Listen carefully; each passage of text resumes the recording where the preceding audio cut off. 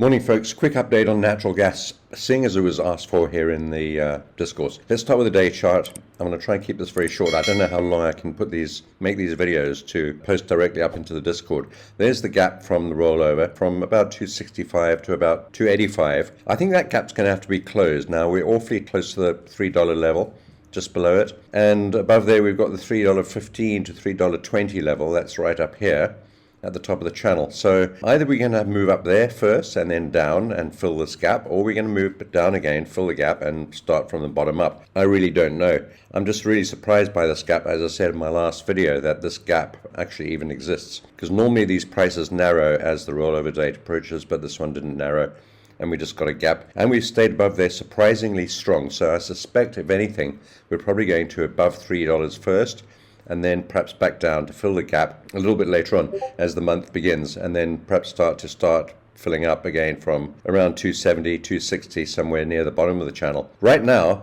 we're right in the middle. We're stuck in the middle. We don't want to diddle in the middle. We're really slap bang in the middle. It's funny that we're talking about 30 cents, 10 cents, 15 cents moves, whereas a few months ago we were talking about moves in terms of dollars and even tens of dollars at one point. And now we're talking about a few cents here and a few cents there. Just shows how narrow this price band has become. I'm not prepared to do anything. My broker at Oanda, that's not my primary broker, but they still haven't caught up. They're still trading around 270. So I don't know what's going on with the brokers. This is the 4-hour chart at the Black Bull broker.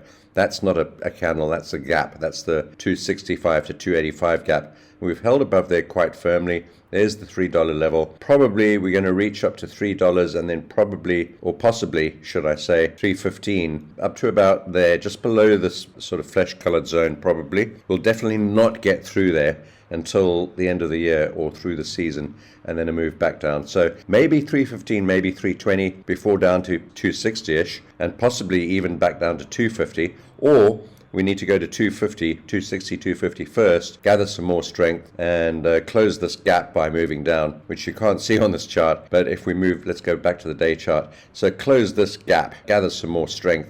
There's a liquidity gap there now. So there was no action, no movement, no volume picked up during that gap. That's one of the reasons gaps get filled, because there is no trading volume of any significance that took place there, only what was left over from before. A fair amount, fair enough. We've had a lot of activity in this region, but on that move we picked up no volume, no liquidity, and often that's why gaps fill, because that liquidity needs to be gained and picked up, and orders need to be placed in that region because people missed out, and that's what's happened.